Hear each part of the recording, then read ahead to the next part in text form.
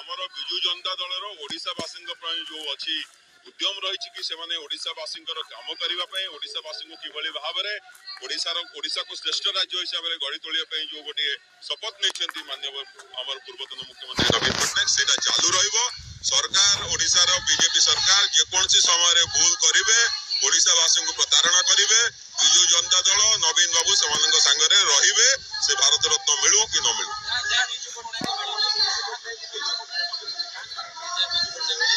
विजु पट्टनायक को मु कहवा कथा कि एबे जो उठुची गोटे विडंबनार विषय कि विजु पट्टनायक को भारत रत्न मिलवा कथा बहुत वर्ष आगु अटल बिहारी वाजपेयी को मिलवा आगु भी मिलवार कथा थिला। तेणु विजु पट्टनायक को जदि आपे दिया जाए सेटा गोटे भूल इतिहास जो गोटे भूल करा जायछि ताकू ठीक करबा पई नवीन बाबू को दिया जावा कथा। एबे जो काम करछन नवीन बाबू विजु बाबू निज निजर व्यक्तित्व अलग अलग बाप को हो पारि किंतु अलग अलग व्यक्तित्व आज ओडिशार जदि परिचय किए दे थाए सृष्टि करि थाए भारत वर्ष रे भारत बाहर मध्य सेटा होचंदी नवीन पट्टनायक। तमाम प्रतिक्रिया आसीछि एवं आपण सुनि पारथिले 24 वर्षर कार्यकाल भितरे चारिटी क्षेत्र रे नवीन कर अवदान अतुलनीय तांको श्रेष्ठता प्रदान करिछि। आपण देखिबे राजनीति रे संस्कार आनिबा राज्यर अर्थनैतिक प्रगति कथा कोंतो विपर्य परिचालना महिला सशक्तिकरण क्षेत्र रे नवीन का पदक्षेप विरल एवं सर्वोत्तम ताकू नै कि सदा सर्वदा से चर्चा रे रहिछन्ते।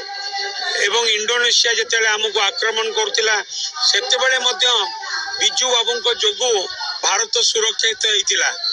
ए सबु कारणरू बिजू बाबू को जदिओ राजनैतिक दृष्टिकोण से माने भारत रत्न दौ न थाई पारंती किंतु बिजू बाबू भारत रत्नर बहु ऊर्ध्वरे।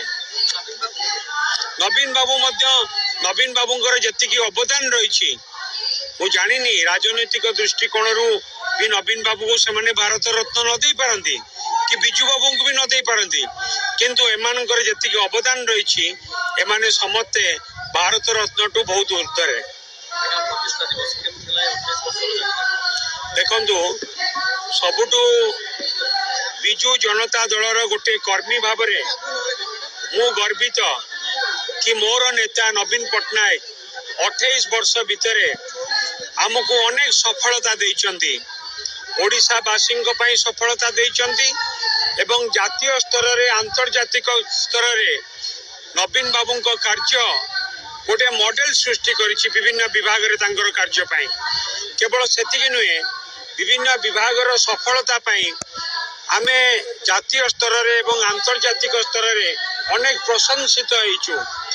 आम नेता नवीन बाबू आम आंचलिक दल बिजु जनता दल को भारत वर्षर गोटे सर्वश्रेष्ठ आंचलिक दल रे परिणत करिया पई सक्षम होइछु एवं ता सहित आम नेता नवीन पट्टनायक भारत वर्ष रे विभिन्न समय रे भारतर सबुठु श्रेष्ठ मुख्यमंत्री मध्य हेई पारिचंती तांको काम पाई। तेणुकरी सेपरी गोटे दल सेपरी गोटे नेता को पाखरे रही कि आमे गर्वित एवं नवीन एवं आमर लक्ष्य बिजु जनता दलर लक्ष्य ओडिशार विकास एवं ओडिशावासी मंगल ओडिशावासी को किपरि अधिक रु अधिक सुविधा सुजोग दिया सेतिपाई बिजु जनता दल काम करुतिला एवं आगामी दिन में सेतिपाई काम करिवो।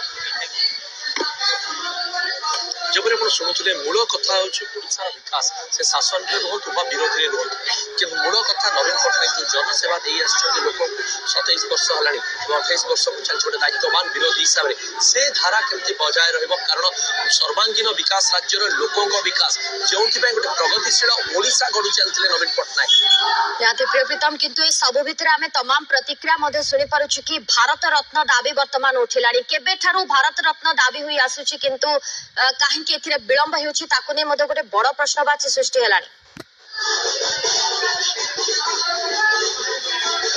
देखो गतकाली कथा यहाँ जो नवीन पट्टनायक भारत रत्न दाबी करते प्रस्ताव रखी केंद्र मंत्री गिरिराज सिंह से निजर बेगूसराय निर्वाचन मंडली में कथा उठे नवीन पट्टनायक को भी मिलवा कथा भारत रत्न पर सम्मान कारण से अनेक वर्ष धरी ओडिशावासी सेवा कर बिजु पट्टनायक तो मरणोत्तर भारत रत्न दाबी कर अटल बिहारी वाजपेयी को मिलवा बहुत आगुरी कारण तीनोटी देशर जातीय पताका पड़ता इंडोनेशिया भारत सब स्वाधीनता संग्राम में विशेष भूमिका କରୁଥିଲା ଆଧୁନିକ ଓଡ଼ିଶାର ନିର୍ମାତା ମଧ୍ୟ ଥିଲେ। ତେଣୁ ଏସବୁକୁ ଭିତ୍ତି କରି ହୁଏତ ରାଜନୈତିକ ଦୃଷ୍ଟିକୋଣରୁ ନ ଦିଆଯାଇପାରେ, କିନ୍ତୁ ଏମାନେ ହକଦାର ଏଥିପାଇଁ ଯେ ସେବା ମନୋବୃତ୍ତି ନେଇ ସେମାନେ ଓଡ଼ିଶାକୁ ଆସିଥିଲେ, ଓଡ଼ିଶାରେ କାମ କରୁଥିଲେ ଆଉ ଓଡ଼ିଶାବାସୀଙ୍କ ସହ ନିଜକୁ ସମର୍ପିତ କରିଦେଇଥିଲେ। ନିହାତି କିନ୍ତୁ ପ୍ରିୟପ୍ରୀତମ ଆମେ ଦେଖୁଛେ 24 ବର୍ଷର କାର୍ଯ୍ୟକାଳ ଭିତରେ 4ଟି କ୍ଷେତ୍ରରେ ତାଙ୍କର ଅବଦାନ ଆମେ ସମସ୍ତେ ଦେଖି ଆସୁଛେ। ଆପଣ ଦେଖିବେ କି ଯେଉଁଭଳି ଭାବରେ ରାଜନୀତିରେ ସଂସ୍କାର ଆଣିବା ଏବଂ ରାଜ୍ୟର ଅର୍ଥନୀତି ଅଗ୍ରଗତି ହେବା ଏଥିସହିତ ବିପର୍ଯ୍ୟୟ ପରିଚାଳନା କୁହନ୍ତୁ ମହିଳା ସଶକ୍ତିକରଣ କ୍ଷେତ୍ରରେ ନବୀନଙ୍କର ଯେଉଁ ପଦକ୍ଷେପ ରହିଛି ତାହା ବିରଳ ଏବଂ ସେଥିପାଇଁ ସଦା ସର୍ବଦା ନବୀନ ସମସ୍ତଙ୍କ ହୃଦୟରେ ରହିଛନ୍ତି। ନିହାତି ଭାବେ ଦେଖନ୍ତୁ ଯେତେବେଳେ ଓଡ଼ିଶାକୁ ଆସିଥିଲେ ନବୀନ ପଟ୍ଟନାୟକ ରାଜନୀତିକୁ ଆସିଥିଲେ ସେ ସମୟରେ କେନ୍ଦ୍ରମନ୍ତ୍ରୀ ହୋଇଥିଲେ, ତାପରେ ଯେତେବେଳେ ସକ୍ରିୟ ଓଡ଼ିଶା ରାଜନୀତିକୁ ଆସିଥିଲେ ସେ ସମୟରେ ଓଡ଼ିଶା ମହାବାତ୍ୟାର ବିଭୀଷିକାରେ ଛାରଖାର ହୋଇଯାଇଥାଏ।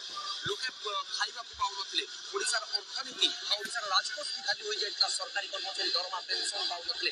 ନିଜର ବିବେକବାନ ଆର୍ଥିକ ପରିଚାଳନା ବା ବିତ୍ତୀୟ ପରିଚାଳନାକୁ ନେଇ ନବୀନ ପଟ୍ଟନାୟକ ଆସିଥିଲେ। 3ଟି ଆଡ଼େ ସଂସ୍କାର, ରାଜନୈତିକ ସଂସ୍କାର, ଦ୍ୱିତୀୟ ଦିଗ ତାଙ୍କର ରହିଲା କିପରି ଭାବେ ମହିଳା ସଶକ୍ତିକରଣ କରିବେ, ଶେଷଟା ରହିଲା ଅର୍ଥନୈତିକ ସଶକ୍ତିକରଣ। ଏ ସବୁକୁ ନେଇ ସେ ଗଢ଼ି ଚାଲିଲେ ଗୋଟେ ନୂତନ ଓଡ଼ିଶା, ଯେଉଁଥିରେ ଛାତ୍ର, ଯୁବ, ମହିଳା, ଚାଷୀ ସମସ୍ତଙ୍କୁ ନେଇ ସେ କାମ କରି ଚାଲିଲେ ସେମାନଙ୍କ ସାମଗ୍ରିକ ବିକାଶ ପାଇଁ। ଏ ସବୁକୁ ଭିତ୍ତି କରି ତାଙ୍କର ଯେଉଁ ରୋଲ ମଡେଲ ହେଇଗଲେ ସେ ବିଭିନ୍ନ ରାଜ୍ୟ ପାଇଁ, ଆଉ ଯେଉଁ ମଡେଲକୁ ଏବେ ବିଭିନ୍ନ ସ୍ତରରେ ବାହାର ରାଜ୍ୟମାନେ ମଧ୍ୟ ଫଲୋ କରୁଛନ୍ତି। ଠିକ ଅଛି, ଫେରିବି ଆପଣଙ୍କ ପାଖକୁ ପ୍ରିୟପ୍ରୀତମ। ଆଉ କିଛି ସମୟ ମଧ୍ୟରେ ନବୀନ ପଟ୍ଟନାୟକ ଉଦ୍ବୋଧନ ଦେବା କାର୍ଯ୍ୟକ୍ରମ ରହିଛି, ସ୍ୱତନ୍ତ୍ର କାର୍ଯ୍ୟକ୍ରମ, ଗୌରବର ଅଧ୍ୟାୟ ଆମେ କହିପାରିବା, କାରଣ ବିଜୁଳିର ପ୍ରତିଷ୍ଠା ଦିବସ ଏବଂ ଯେଭଳି ଭାବରେ ଆମେ ଆଲୋଚନା କରୁଥିଲେ କି ଦୀର୍ଘ 24 ବର୍ଷର ଇଏ ଶାସନ କାଳ ଭିତରେ ଓଡ଼ିଶା ପ୍ରତି ଅବଦାନ ବହୁତ କିଛି ରହିଛି ଶ୍ରୀ ନବୀନ ପଟ୍ଟନାୟକଙ୍କର। ଆପଣ ଦେଖିବେ ଯେଉଁଭଳି ଭାବରେ ଅର୍ଥନୈତିକ ପ୍ରଗତି କଥା କୁହନ୍ତୁ, ଶିକ୍ଷା, ସ୍ୱାସ୍ଥ୍ୟ, ଗମନାଗମନ ଏ ସବୁଥିରେ ପ୍ରଗତି ହୋଇଛି। ଆପଣ ଦେଖିବେ ବିପର୍ଯ୍ୟୟ ପରିଚାଳନା ମଧ୍ୟ ଖୁବ ସୁନ୍ଦର ଭାବରେ କରାଯାଇଛି। ମହିଳା ସଶକ୍ତିକରଣ କଥା ମଧ୍ୟ ଆମେ କହୁଥିଲୁ ବା ଆଲୋଚନା କରୁଥିଲୁ ଏବଂ ନବୀନଙ୍କର ଯେଉଁ ପଦକ୍ଷେପ ରହିଛି ତାହା ବିରଳ ଏବଂ ସର୍ବୋତ୍ତମ। ଏବଂ ଆପଣ ଦେଖିବେ ଯେଉଁଭଳି ଭାବରେ ଆର୍ଥିକ ଭାବରେ ନିଅଣ୍ଟିଆ ରାଜ୍ୟକୁ ରାଜସ୍ୱ ବଳକା ରାଜ୍ୟରେ ପରିଣତ କରିବା, ବିପର୍ଯ୍ୟୟ ମୁକାବିଲାରେ ସାରା ଦେଶ ପାଇଁ ଆଲୋକ ବର୍ତ୍ତିକା ସାଜିବା, ରାଜ୍ୟର 70 ଲକ୍ଷରୁ ଉର୍ଦ୍ଧ୍ୱ ମହିଳାଙ୍କୁ ସମ୍ମାନ ଦେବା, ସ୍ୱାଭିମାନର ସହିତ ବଞ୍ଚିବା ପାଇଁ ଯେଉଁଭଳି ଭାବରେ ନବୀନ ପଦକ୍ଷେପ ନେଇଥିଲେ, ଯେଉଁ ସଂକଳ୍ପ ନେଇଥିଲେ ତାକୁ ମଧ୍ୟ ସେ ରକ୍ଷା କରିଛନ୍ତି। ଏବେ ବି ବିରୋଧୀ ଦଳରେ ଥାଇ ମଧ୍ୟ ରାଜ୍ୟବାସୀଙ୍କ ପାଇଁ କାମ କରୁଛନ୍ତି, ଆଗକୁ ମଧ୍ୟ ରାଜ୍ୟ ବାସିନ୍ଦାଙ୍କ ପାଇଁ କାମ କରିବେ। ଆମେ ଲଗାତାର ଆଲୋଚନା କରୁଛେ ପ୍ରିୟପ୍ରୀତମଙ୍କ ସହିତ। ପ୍ରିୟପ୍ରୀତମ, ଯେଉଁଭଳି ଭାବରେ ଆମେ ଆଲୋଚନା କରୁଥିଲେ ବିପର୍ଯ୍ୟୟ ମୁକାବିଲା କଥା କୁହନ୍ତୁ, ସେଥିପାଇଁ ସାରା ଦେଶ ପାଇଁ ସେ ଆଲୋକ ବର୍ତ୍ତିକା ସାଜିଥିଲେ। ଏଥିସହିତ ଆପଣ ଦେଖିବେ ମହିଳା ସଶକ୍ତିକରଣ କଥା ମଧ୍ୟ ଆମେ ଆଲୋଚନା କରୁଥିଲୁ, ଶିକ୍ଷା, ସ୍ୱାସ୍ଥ୍ୟ, ଗମନାଗମନ ସବୁଥିରେ ଉନ୍ନତି ଆମେ ଦେଖିଛେ, ଇଏ ବିକାଶ ଧାରା ଆମେ ଦେଖିଥିଲେ। ଦେଖନ୍ତୁ ପ୍ରାକୃତିକ ବିପର୍ଯ୍ୟୟରେ ଓଡ଼ିଶା ପାଇଁ ନୂଆ